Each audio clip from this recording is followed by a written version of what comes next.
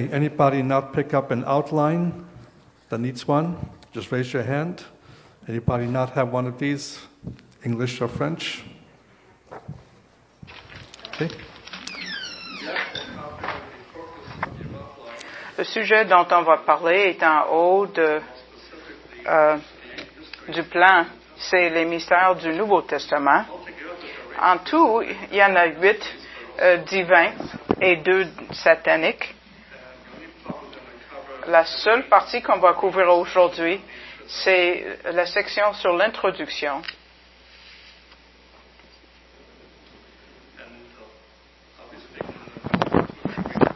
Je vais parler dans 2 semaines et on va faire la deuxième session sur le royaume mystère.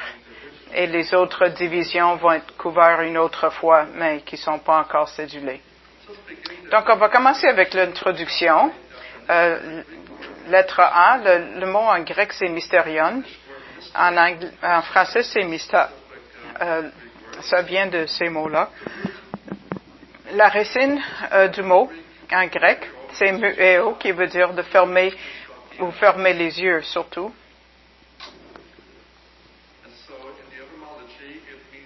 Ça veut dire quelqu'un qui est initié au mystère. Comment c'est utilisé en grec classique? Ça, c'est pas dans le grec conné qui est dans le Nouveau Testament, mais en grec classique, ça parle de quelque chose qui est caché, un secret, un rite secret ou une cérémonie secrète, un enseignement secret, etc. Mais on va parler du sens du Nouveau Testament. Et le sens de base, c'est quelque chose qui n'a pas été révélé dans l'Ancien Testament, dans les Écritures hébraïques, qui est maintenant révélé dans le Nouveau Testament. Il y a une liste des versets sur le plan. On va parler de 2 versets en spécifique et on va juste résumer les autres. La première fois que c'est utilisé, c'est utilisé par Jésus entre Matthieu 13, verset 11 et verset 35. En verset 11, il parle des choses cachées depuis la création du monde. Il va en révéler un ici, mais il utilise le pluriel parce que, ultimement, il y en a 8 divins. Et en verset 35, il dit, je publierai des choses cachées depuis la création du monde. Verset 11, c'est les mystères du royaume. Donc, c'est ce qui est révélé dans le temps du Nouveau Testament. Dans son contexte, il va parler du royaume mystère, qui est quelque chose qui va cacher à cause du rejet d'Israël, du royaume messianique. Et en Matthieu 13, il parle de le royaume mystère a été caché depuis la fondation du monde. Romains 16, 25 et 26, il va dire selon la révélation du mystère à l'égard duquel le silence a été gardé dès les temps éternels. Ça a été gardé silencieusement dans le passé et maintenant c'est révélé. C'est révélé uniquement dans le Nouveau Testament. Ensuite, il y a 1 Corinthiens 2, verset 7. Et il parle... c'est Dieu qui parle tout d'un coup, ça devient fort.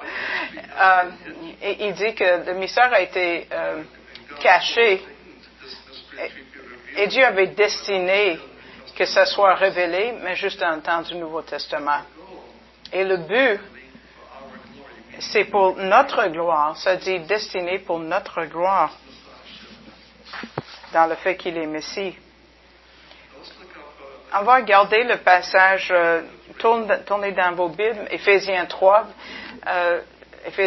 versets 4 et 5, et verset 3. Par la révélation, le mystère m'a été révélé. Comme j'ai déjà... mettre en lumière devant tous quelle est la dispensation du mystère caché de tout temps en Dieu. En verset 5, ça dit, ça n'a pas été manifesté au Fils des hommes dans les autres générations, comme il a été révélé maintenant par l'Esprit aux saints apôtres et prophètes de Christ. Spécifiquement,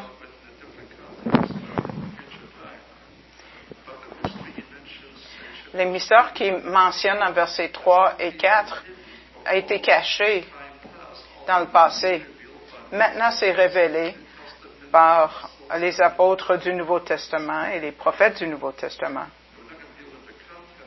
On ne va pas parler du contenu, mais ça va être plus tard. Sauter au verset 9. De mettre en lumière devant tous quelle est la dispensation du mystère caché de tout temps en Dieu.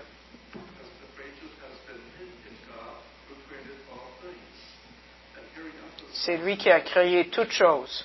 Ce mystère a été caché en Dieu. Les gens n'auraient pas pu le connaître à travers les Écritures hébraïques. Maintenant, tous peuvent le connaître. Un dernier passage, Colossiens chapitre 1, verset 26. Colossiens 1, 26.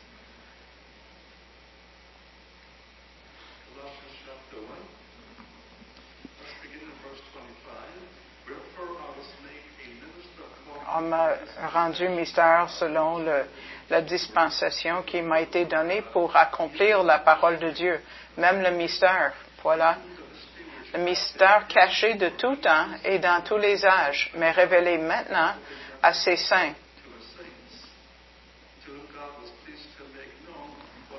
À qui Dieu a rendu manifeste les gloires de ce mystère parmi les non-juifs, qui est Messie, en vous, l'espoir de gloire. En Colossiens, c'est le mystère caché de tout temps et dans tous les âges. Même maintenant, c'est révélé aux saints et ultimement pour les rendre à la glorification. Pour résumer, le mot mystère dans le Nouveau Testament, en anglais, on utilise le terme pour quelque chose qu'on ne comprend pas, comme l'émission de télévision des mystères non résolus. C'est pas l'idée ici. C'est pas quelque chose d'inexplicable. C'est quelque chose qui a été non révélé jusqu'à maintenant. C'est les plans et les pensées secrètes de Dieu qui sont cachés de l'humanité et qui doivent être révélés par la révélation divine.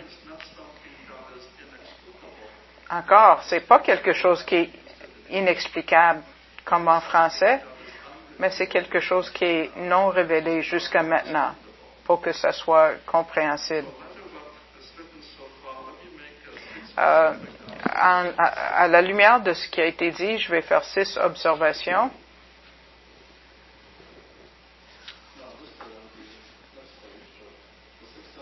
Les 6 observations. Numéro 1.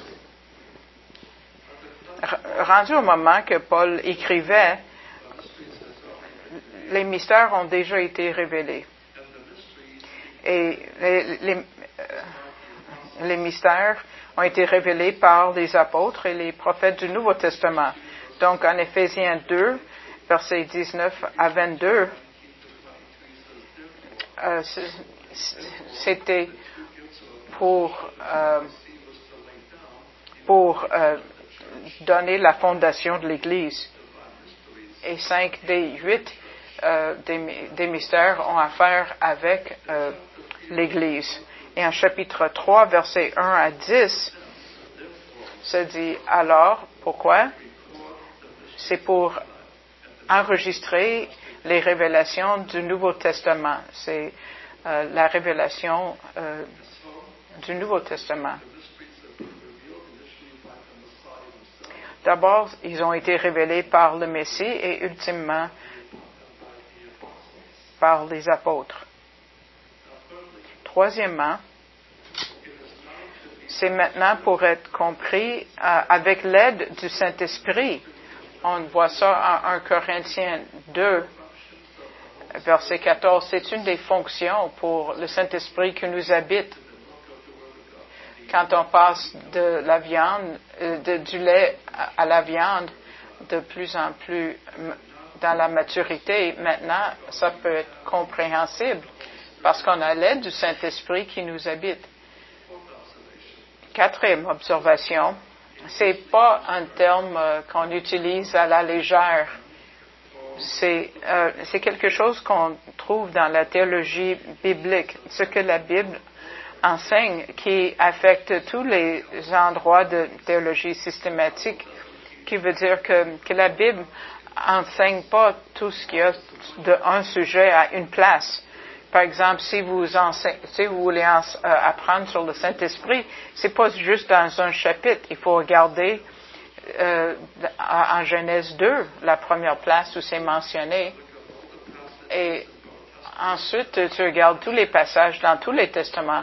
Et en chapitre 22 de l'Apocalypse, tu vas trouver de quoi sur le Saint-Esprit. Mais la théologie systématique fait une exégèse de tous ces passages et les organise selon les sujets. Par exemple, par rapport à la Bible, la bibliologie, qui est la doctrine des Écritures, on comprend que les Écritures ont été données par l'inspiration et par la révélation qui est venue du Saint-Esprit aux apôtres et à d'autres à qui l'Esprit a choisi de s'auto-révéler. Deuxième sujet, c'est la théologie propre, qui est la doctrine de Dieu, la Trinité, la doctrine du Père. Et on va voir que ça parle des décrets et de la providence de Dieu. Quand on parle de Christologie, la doctrine du Fils, ça parle du fait que le Messie demeure en nous présentement. En pneumatologie, la doctrine du Saint-Esprit, c'est la clé pour comprendre le mystère. Parce que c'est lui qui nous aide à comprendre les mystères, mais juste aux croyants qui choisissent d'étudier. Ensuite, la doctrine d'Israël, c'est le programme du royaume de Dieu et aussi l'endurcissement présent d'Israël par rapport aux 8 mystères. En ecclésiologie, la doctrine de l'Église, 5 des 8 mystères s'appliquent à l'Église.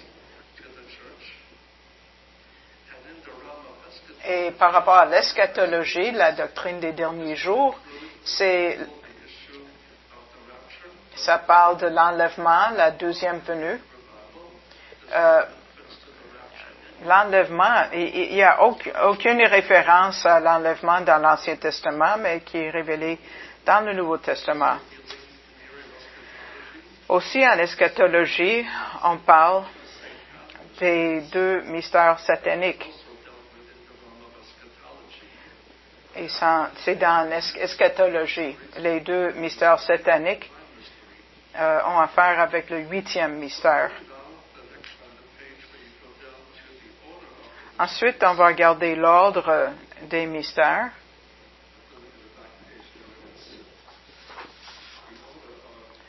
Continuez sur la page 2. Le premier mystère, c'est par Jésus. Quand il parle en Matthieu 13, quand il parle des 9 paraboles.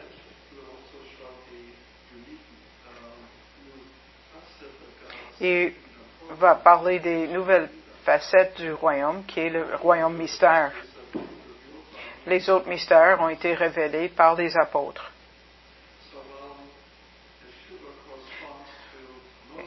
Jésus correspond à Moïse. Les apôtres correspondent aux prophètes de l'Ancien Testament. En Romains 16,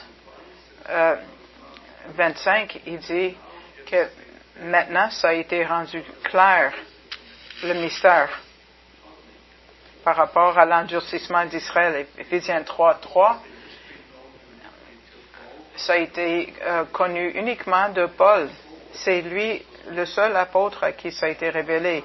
Et en verset 5 du même chapitre, il parle que le mystère, un autre mystère, et d'autres mystères ont été révélés aux mystères et aux prophètes du Nouveau Testament. En Colossiens 1, 26, ça dit que c'est maintenant révélé aux saints. La sixième observation, c'est Paul a eu un fardeau unique en tant que serviteur du Messie, parce que la plupart des mystères ont été révélés à lui. C'était son obligation de proclamer les mystères au corps des croyants, comme 1 Corinthiens 4.1, 1 Corinthiens 4.1, ainsi qu'on nous regarde comme des serviteurs de Christ et des dispensateurs des mystères de Dieu. C'est pluriel, parce que la plupart des 8 mystères ont été révélés à Paul. Éphésiens 3.3, c'est par révélation que j'ai eu connaissance du mystère sur lequel je viens d'écrire en verset 4. Il dit, tu peux représenter mon intelligence, l'intelligence que j'ai eue du mystère. En verset 8 et 9, à moi, qui suis le moindre de tous les saints, cette grâce a été accordée d'annoncer à tous la dispensation du mystère. Chapitre 6, versets 19 et 20, pour faire connaître hardiment et librement les mystères de l'Évangile, pour lequel je suis ambassadeur dans les chaînes, et que j'en parle avec assurance comme je dois en parler. Pour d'autres exemples, Colossiens 4, versets 3 et 4. Priez en même temps pour nous, afin que Dieu nous ouvre une porte pour la parole, en sorte que je puisse annoncer quoi? Le mystère de Christ, pour lequel je suis dans les chaînes, et le faire connaître comme je dois en parler. La majorité des 8 mystères ont été révélés à Paul.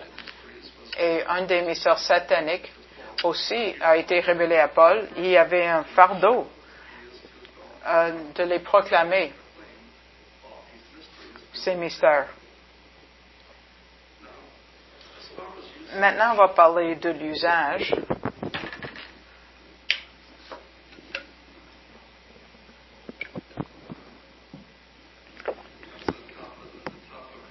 C'est en haut de la page 2 du plan. Le mot mystère, on le trouve 28 fois dans le Nouveau Testament. Une fois dans chacun des évangiles synoptiques, Matthieu, Marc et Luc, et 21 fois, c'est Paul qui en parle, et 4 fois dans l'Apocalypse. Paul a reçu vraiment uniquement ces mystères qui n'ont pas été révélés dans les Écritures hébraïques. Quand on parle des catégories d'usage, c'est le point numéro 2.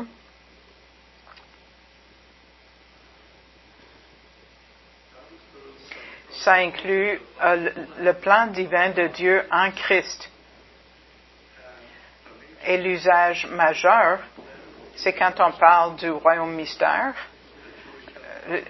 la relation entre juifs et non-juifs, et l'Église qui est le nouveau corps, en acte 2, le Kehila, l'Ecclésia, l'Église, le corps du Messie. Deuxième catégorie, c'est les secrets qui ont été révélés à des individus, comme en 1 Corinthiens 13, 2,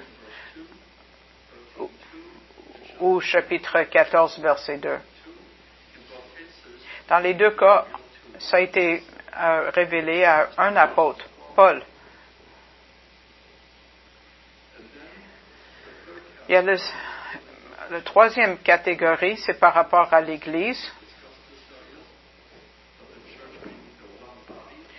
On parle du corps du Messie, les Juifs et les non-Juifs qui croient. Et l'enlèvement, c'est un mystère. La deuxième venue, c'est un mystère parce que ça concerne l'Église.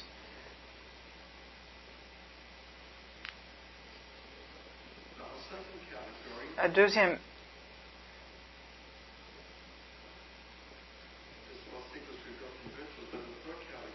troisième catégorie, c'est les sens cachés, qui sont cachés dans les symboles et les types comme les 7 étoiles et les chandeliers en Apocalypse 1, verset 20. Il y a des types qui sont déclarés comme un mystère. Il y a le Babylone mystère en Apocalypse 17, versets 5 et 7. Le mystère de Babylone, c'est pas connu dans l'Ancien Testament. Quand on parle de Paul, qui est à l'origine de l'idée, il y a une question qui se lève: d'où vient l'origine de ces idées? Quelles sont les idées, quelle est la racine des idées de Paul qui prennent, surtout il y a des églises qui prennent pas la Bible au sérieux, qui disent que Paul a eu le mystère par rapport aux religions païennes. Il y a plusieurs types. Dans les religions païennes qui ont des choses en commun, quand même. Dans la vue païenne, on parle de l'histoire babylonienne de Tammuz et Ishtar. Tammuz mourait à l'automne pour préparer l'hiver et serait ressuscité au printemps quand on fait la récolte, et Ishtar l'accompagnait. Deuxième idée dans la religion païenne, c'est que ça a été répandu dans le monde qui parlait le grec et dans l'Empire romain, et qui jouait un rôle important à partir du 7e siècle avant Jésus jusqu'au 4e siècle après Jésus. Donc c'était une période qui couvre 1000 ans. Un troisième élément à marquer, c'est qu'il y a des choses qui sont semblables aux religions païennes. Ils ont tous, par exemple, des rites et des rites, des cérémonies qui sont faites par un cercle de ceux qui y adhéraient. Et pour faire partie du destin d'un dieu ou déesse. Seulement ceux qui étaient initiés avaient accès à cette connaissance de ces rites et cérémonies. C'est une deuxième chose semblable. Troisième, c'est ceux qui adhéraient avaient reçu la promesse de salut à travers ces rites. Et ils recevaient un genre de vie cosmique. Quatrièmement, il y avait un vœu de silence. Il n'y avait pas le droit de partager de l'information par rapport à ces rites et cérémonies, même à d'autres personnes du même groupe. Il n'y avait pas le droit d'en parler. Uniquement ceux qui ont été initiés profondément dans ces mystères. Ils disent que Paul a eu ses idées à partir de ces religions païennes, mais c'est pas du tout pareil avec Paul. Oui, il a été élevé à Tarse, à l'extérieur de la terre. Il connaissait les religions mystérieuses, mais en tant que pharisien, il n'aurait jamais participé à ces mystères-là. Deuxièmement, le mystère des païens était quelque chose qui était déjà connu par certains, qui a été révélé à certains. Mais les mystères bibliques, pas du tout. C'est quelque chose qui était totalement inconnu à tout le monde avant que Dieu le révèle. Et que Dieu a utilisé les prophètes et les apôtres et par Jésus. Maintenant, c'est accessible à tous. Dans la religion païenne, ils ne pouvaient pas partager avec personne. Mais les mystères bibliques on peut partager. Ça va prendre la discipline et l'étude, mais c'est disponible à tous. Donc, l'origine des idées de Paul, c'est pas du tout les origines païennes. Donc, mais il y a une origine juive. 250 avant Jésus-Christ, avant Jésus, le texte juif a été traduit en grec. Et en Daniel 2, utilise le mot sot. C'est le même mot en araméen. C'est utilisé 8 fois en chapitre 2 de Daniel. Et c'est, en anglais, c'est traduit comme secret. C'est Dieu qui révèle les mystères ou ses secrets. En tout, c'est utilisé 22 fois dans les Écritures hébraïques.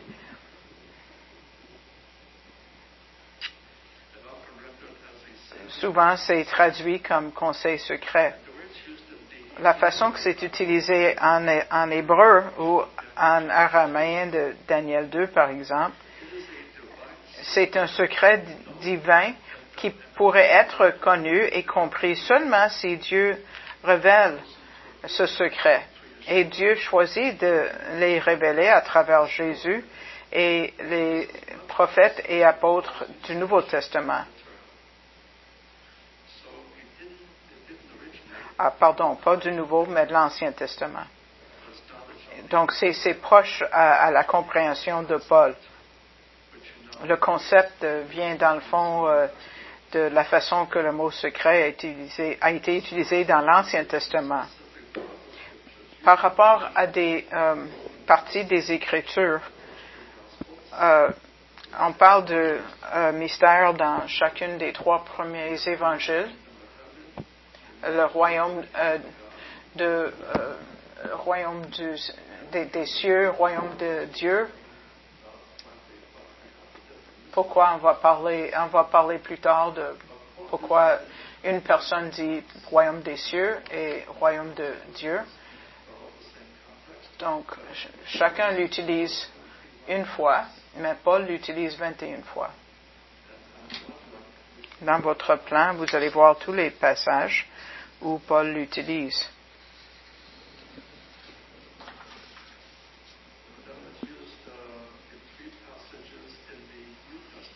C'est dans 4 fois en Apocalypse. C'est sur le plan, quand Paul ne l'utilise pas. Apocalypse 1, 10 et 17.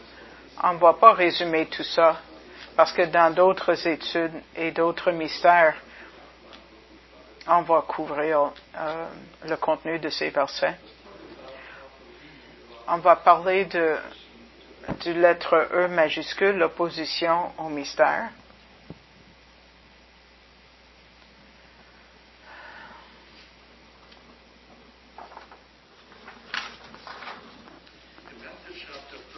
En Matthieu 13, versets 3 à 7,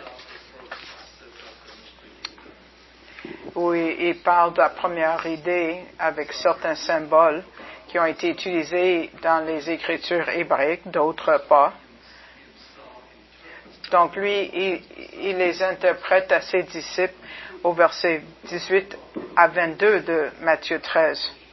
Mais l'idée, c'est l'opposition satanique au royaume mystère.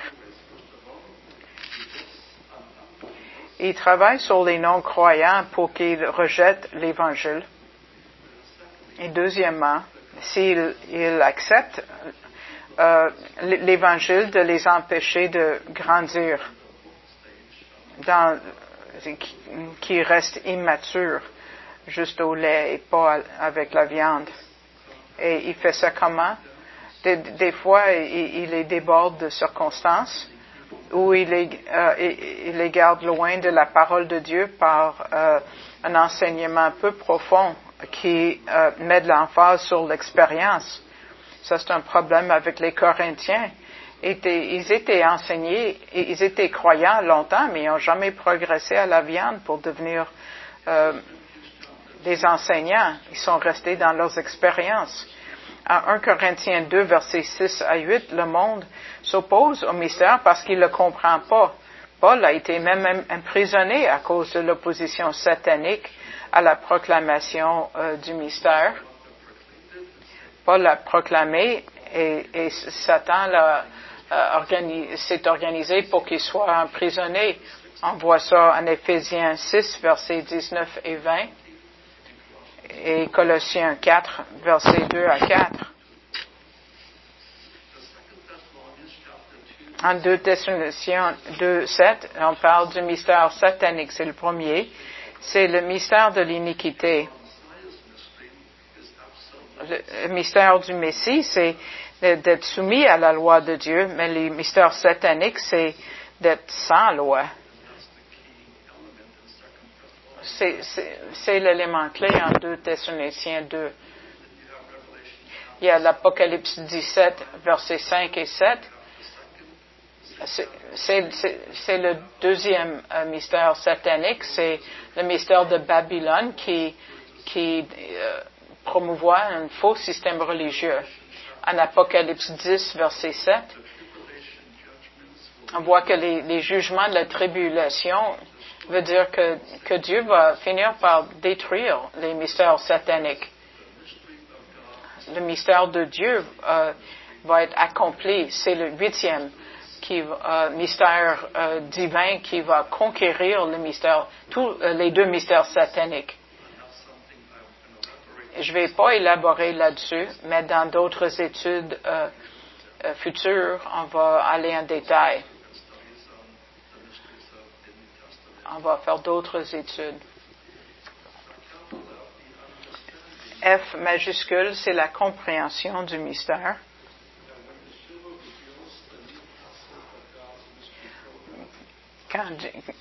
Quand Dieu a révélé en Matthieu 13, versets 10 à 17, il dit c'est pas pour les non-croyants.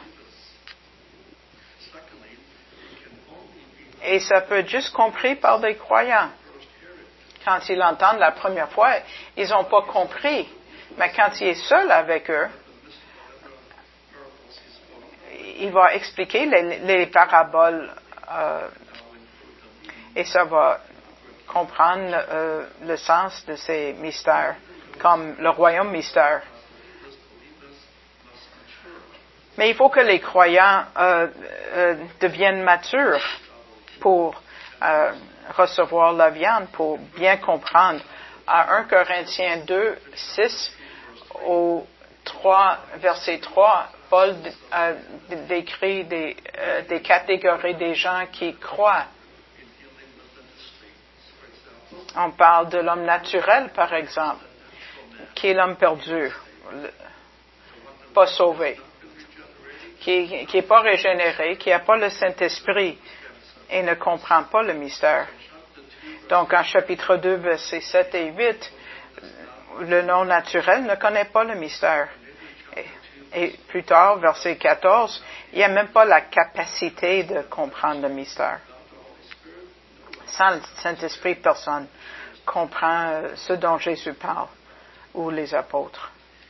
Deuxième catégorie, c'est le bébé dans le Messie, l'homme charnel. En 1 Corinthiens 3, versets 1 et 2, c'est un nouveau croyant ou un croyant donc ceux qui sont croyants depuis longtemps sont comparés à des bébés parce qu'ils auraient dû pouvoir enseigner rendus là. Mais ils sont comparés à des bébés qui sont fraîchement convertis.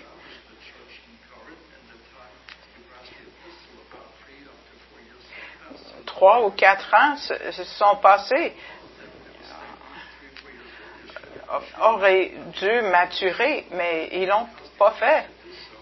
Et ils sont comme des bébés, ou quasiment comme des non-croyants.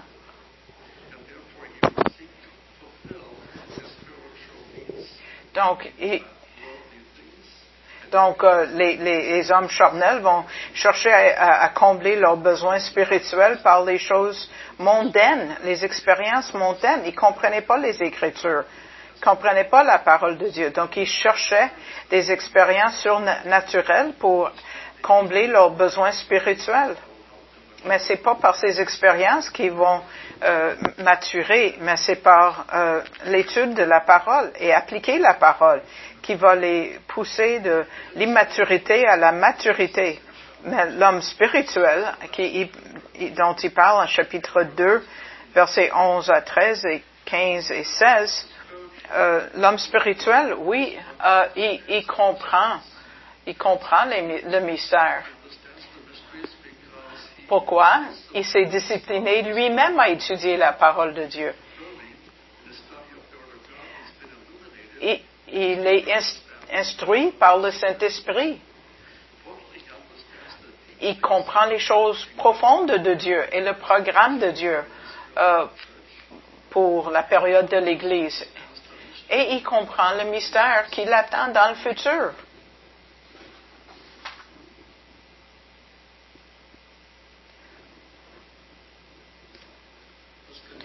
On va conclure notre étude avec la dernière partie. C'est le processus pour comprendre pour nous. Comment est-ce que nous, on peut comprendre le mystère? C'est à la page 4. Le processus de la compréhension graduelle du mystère.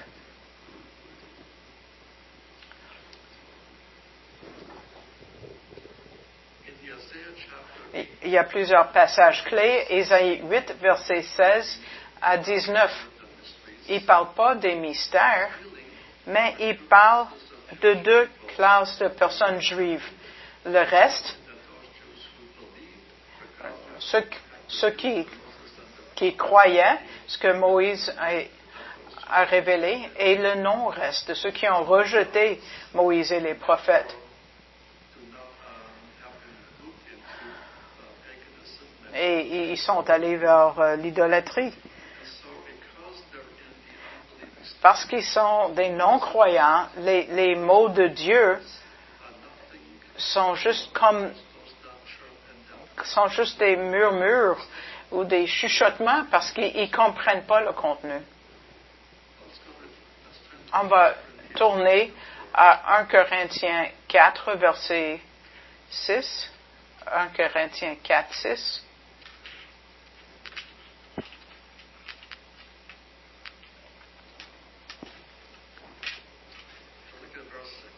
Verset 6.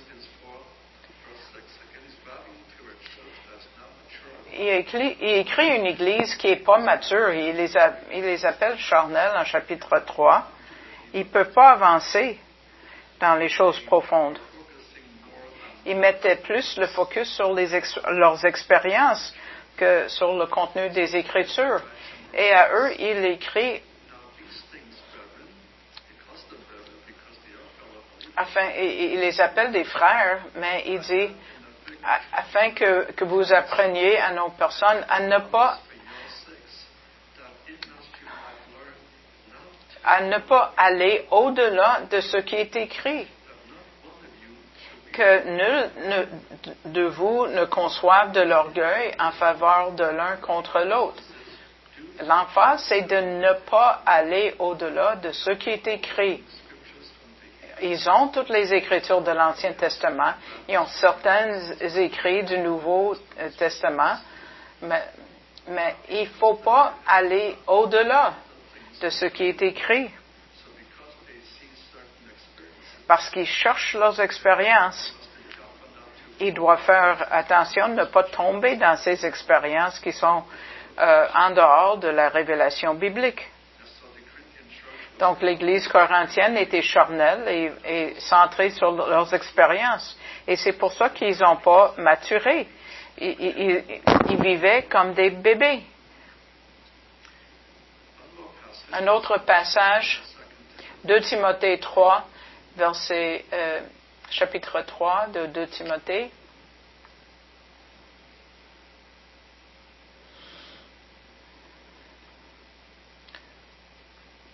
Tout le passage, c'est du verset 12 au chapitre 4, verset 4. Mais on va regarder le verset 12 du chapitre 3. Or, tous ceux qui veulent vivre pieusement à Jésus-Christ seront persécutés.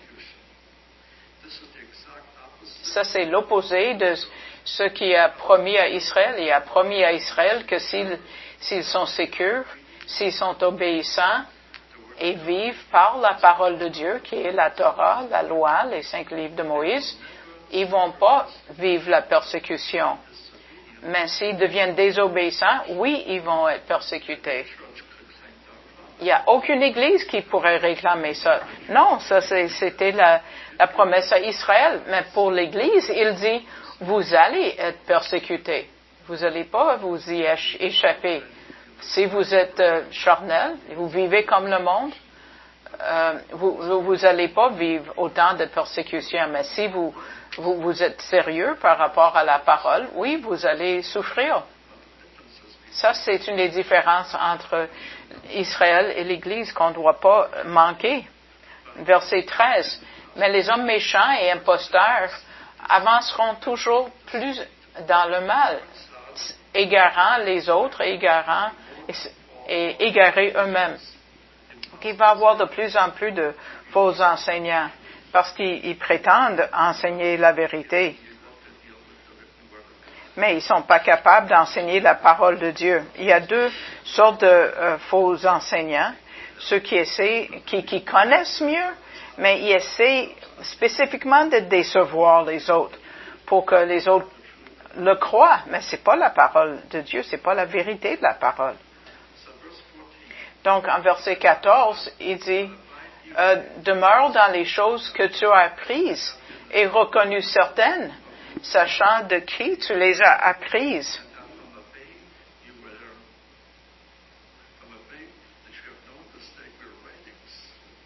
Dès ton enfance, tu connais les saintes lettres qui peuvent te rendre sage à salut par la foi en Jésus-Christ.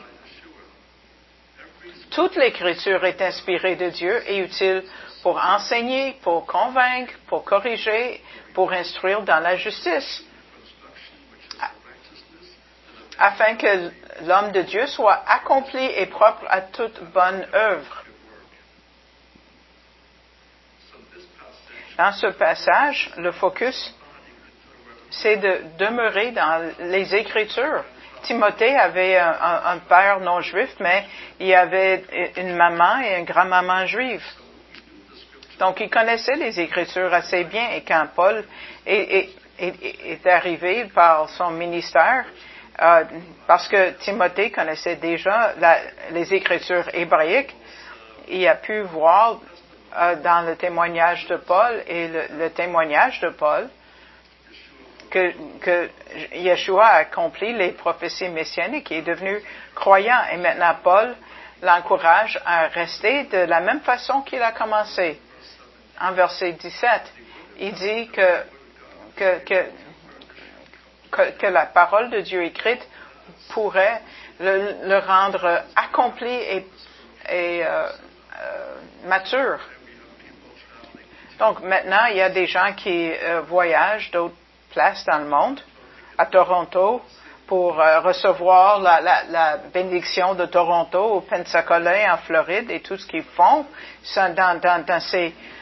dans ces services-là, ils agissent comme des animaux, ils font des sons d'animal. Même, peut-être il y a des croyants juifs qui vont commencer à faire meuh comme une vache, ou peut-être les non-juifs vont faire des sons comme des cochons. Mais pour eux, c'est le nouveau travail du Saint-Esprit. Et c'est pour ça qu'il aurait dû de ne pas aller au-delà de ce qui est écrit.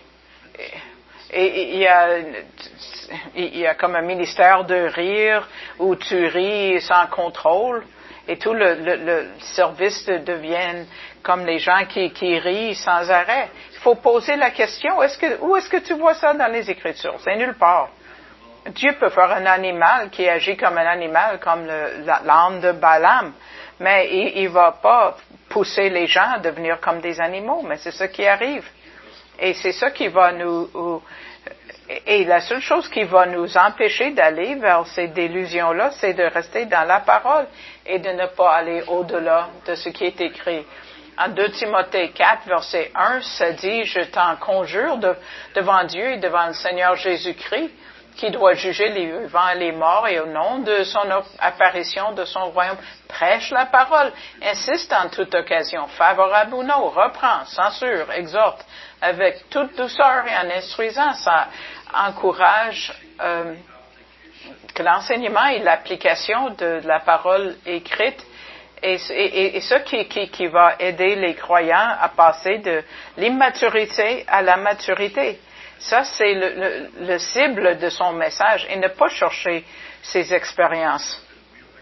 Peut-être c'est des vraies expériences, mais ils ne sont pas des expériences bibliques. Donc, une bonne question juive, c'est « Montre-moi où c'est écrit ».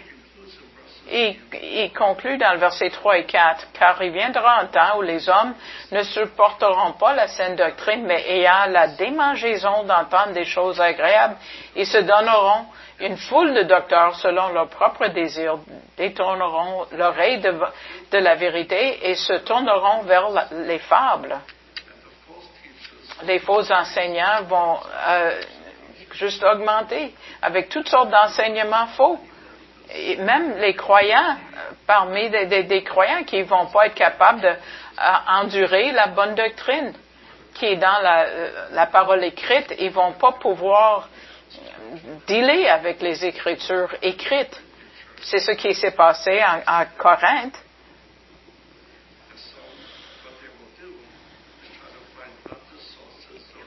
Ils vont essayer de trouver d'autres sortes d'inspiration, ces croyants. Ils vont courir vers les enseignants qui leur chatouilleront les oreilles, qui vont leur enseigner ce qu'ils veulent entendre, pas ce qu'ils doivent entendre.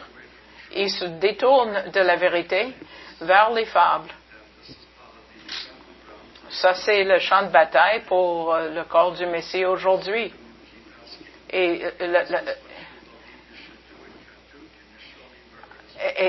ce qu'on doit toujours poser la question à quelqu'un qui vit ces expériences, où est-ce que c'est écrit? C'est là. Est-ce qu'on fait les questions aujourd'hui? Are we doing questions and answers today? Yes or no? Huh? Why not? Yeah.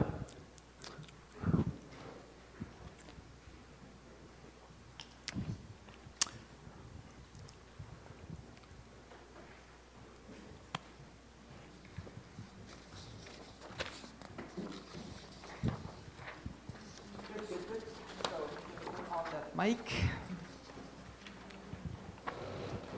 1, 2. Yeah, thank you very much. So if you have any questions that you want to ask, you can ask in English or in French, and I can translate if you ask it in French, and Arnold can answer you. So, yeah, please. If you have any questions that might also be, if you're watching, let's say, on internet, and you want to ask a question, I think you can type it on YouTube, right? And we can see it and answer you or answer you later. So we have a question here.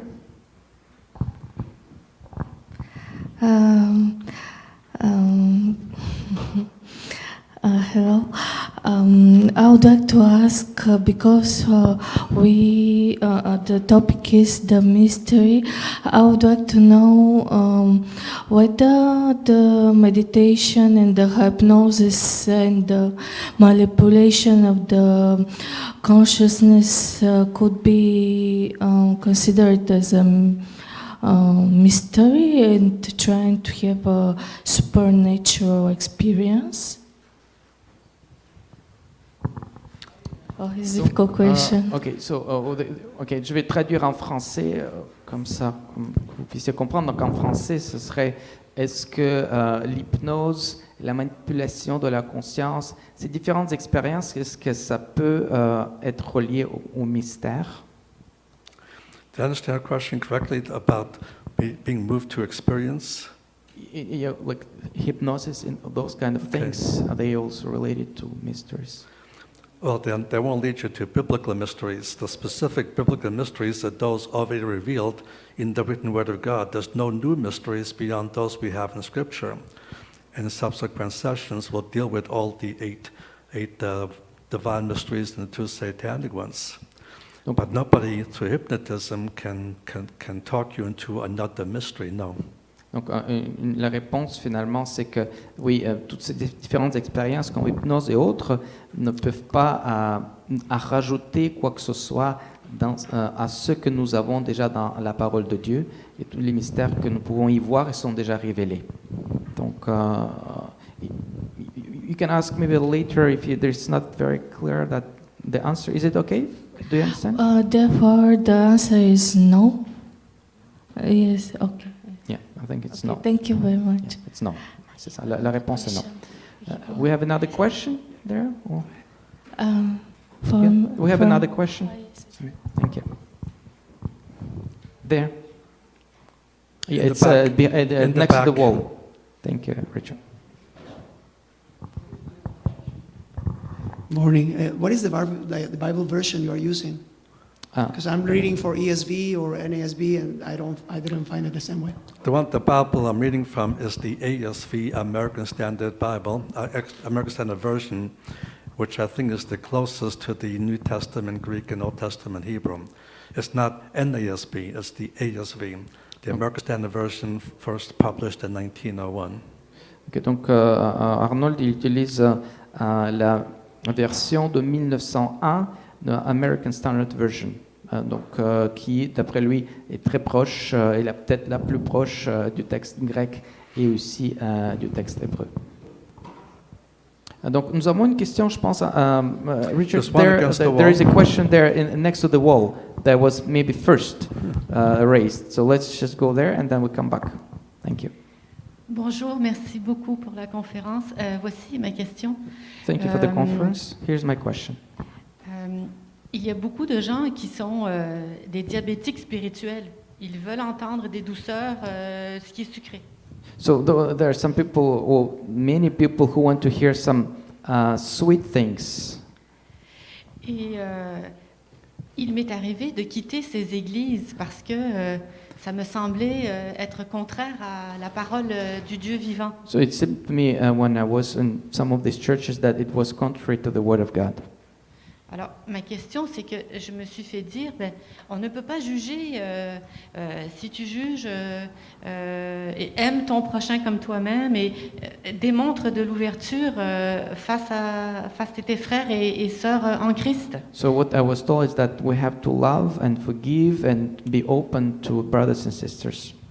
J'aimerais vous entendre, qu'est-ce que vous en pensez? Merci. So what should we do in this case? That's the question. I'm not sure I understand it, but I'll give what I think. Yes. But Okay. if something's missing, let me know. Okay, for sure. All those things are good and so on. The issue is not in Scripture. The issue is that people actually have kept the gospel, believed the gospel, if so, they've been born again. Now the responsibility is to stay with the Word of God. Donc, on comprend que lorsque les personnes ont été sauvées par la grâce de Dieu, maintenant leur responsabilité, c'est de rester dans l'enseignement de la parole. And we all have to start with milk, but we have to press on to meat. Richard, we hear you. Richard, we hear you on the mic. Sorry. Yeah. Could you repeat that, please? I didn't know. We're all responsible to begin with the milk of the Word of God and then move on to the meat of the Word of God. Donc, nous commençons bien sûr avec le lait de la parole, mais nous sommes responsables pour continuer à rechercher la viande de la parole. So that's our rule of life. That's our principle of maturity, not merely to go with people to go where they want to hear, but we need to go where they can hear what they need to hear. Donc, c'est ça. Donc, le principe, c'est qu'il faut qu'on aille là où l'enseignement se fait, et puis la parole est enseignée, et là où on peut grandir et puis prendre de la viande de la parole. C'est ça la réponse. And for more of this kind of material, you can come to our Camp Shoshana program, only an hour and a half away from here. Donc, vous pouvez venir écouter notre programme de Camp Shoshana là, qui va vous enseigner des choses plus en profondeur. You don't have to be able to speak English to come. Vous n'avez pas besoin d'être capable de parler You only have to need to en anglais. Pardon? You only have to need to understand English, but not speak it. Vous n'êtes pas obligé de parler anglais, mais l'important c'est que vous puissiez comprendre l'anglais. Voilà. Donc, une autre question. Remy has a question. Can we? So, sorry. Also, there's On internet? question online, Okay. which is, do you believe that Esther or Tamaris were related to Easter? Maybe Ishtar and Tammuz. Tammuz. Ouais, okay. Mhm. Est-ce que vous croyez? Oh, sorry. Did you understand the question? I didn't get it yet. I'm on. Okay. Let me say it in English and in French. So, do you think that Ishtar and Tammuz may be related to Easter? Est-ce que vous croyez que Ishtar et Tammuz peuvent être éventuellement associés avec la fête de Pâques qui en anglais sonne comme Easter? In the book of Esther, Esther was not her given name. But the question is Ishtar. I know, I get to Okay, it. good. I Esther got you. was not her given name. C'est ça. Donc, le Esther, dans le livre d'Esther, ce n'était pas le nom de Esther, on va dire ça. Her actual name was Hadassah, which is a Hebrew name. Donc son nom hébreu était Hadassah. Esther was her Persian name. Donc, Esther, c'était son nom perse. And yes, that originates from Ishtar. Et donc, ça, c'est un nom, effectivement, qui vient de Ishtar. But that is not the name she was given. Mais ça, c'est pas son nom qui lui était donné. But, the question, I think, was, do you think that Ishtar has something to do with Easter, the feast Well, of Easter Easter? came from the same word. It's all the same root. Okay. Okay? Esther came from Ishtar. That's also Easter.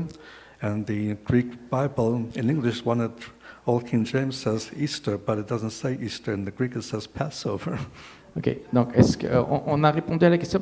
So I saw that question online a few times. Some people believe that, you know, the Greek goddess Ishtar, and the way it was, I mean, they worship this goddess might have had an impact on the feast of Easter that was changed from Passover. That's what the question is. I don't know.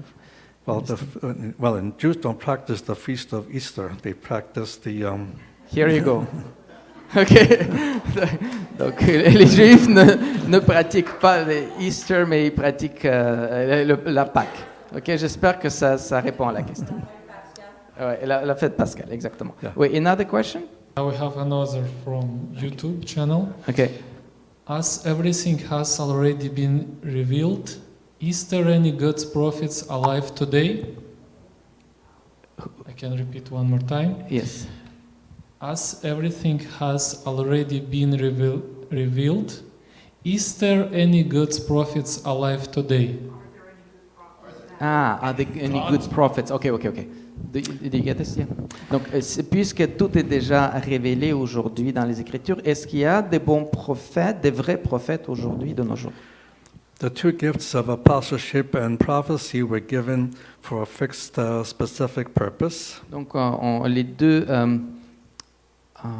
dons, les dons de prophètes et d'apôtres ont été donnés dans une certaine période de temps. The first purpose is in Ephesians chapter 2. Donc, dans Éphésiens 2, nous avons le premier objectif pour ces dons, To lay down the foundation of the church. pour que la base de l'Église soit posée. And so the foundation is the New Testament apostles and New Testament prophets. Donc, on comprend que la fondation de l'Église, c'est les prophètes et les apôtres du Nouveau Testament.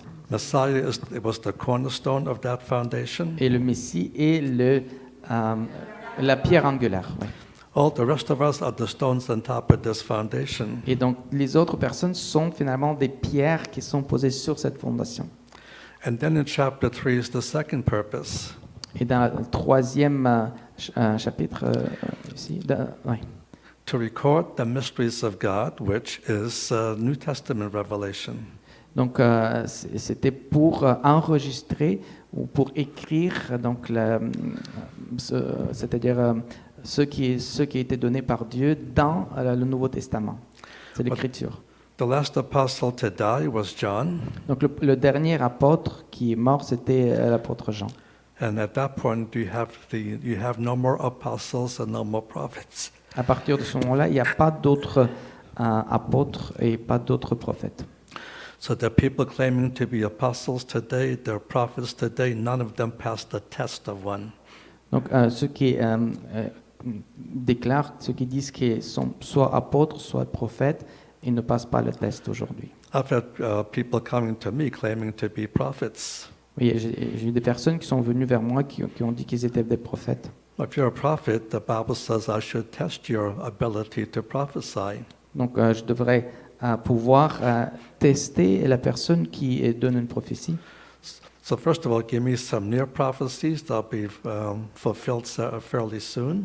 Donc vous pouvez donner une prophétie qui devrait être réalisée bientôt, Then we can trust you for our distant prophecies. ou alors vous pouvez donner une prophétie qui va se réaliser dans le temps futur.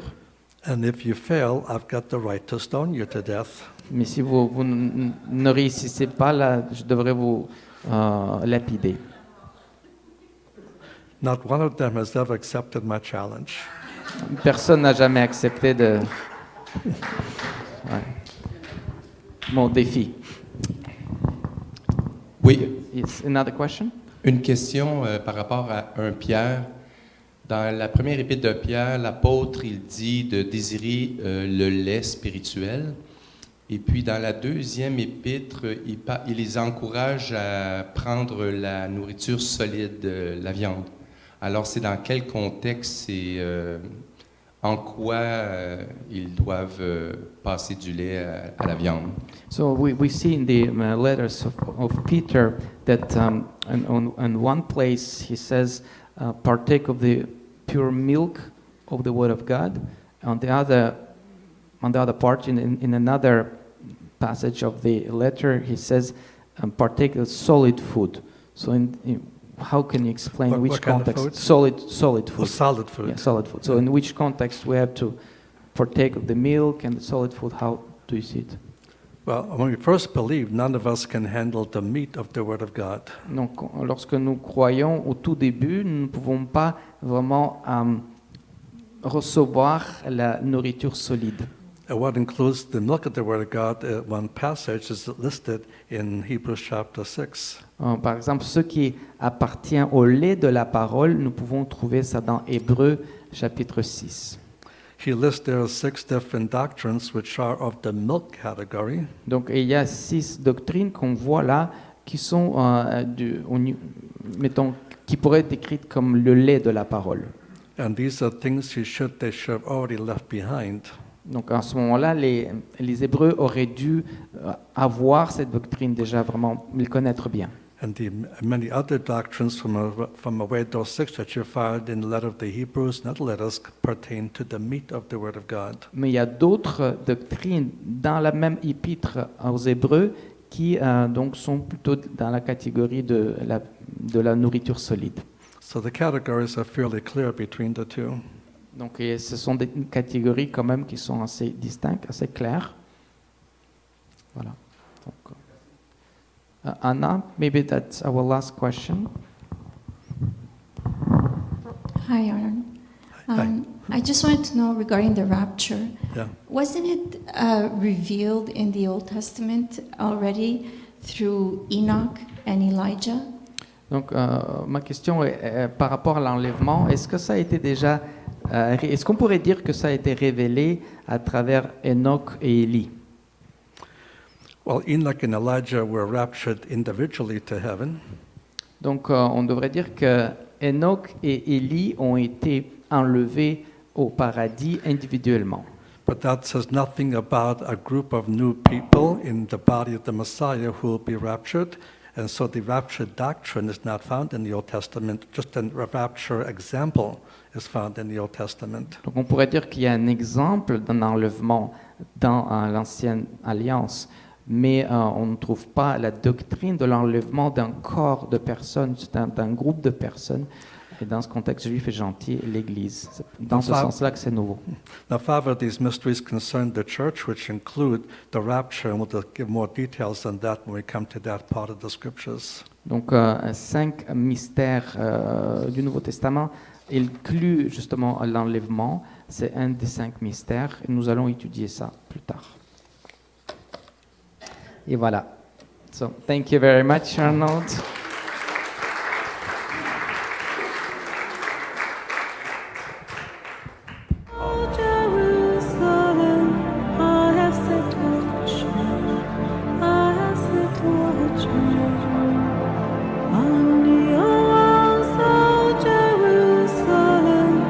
Who shall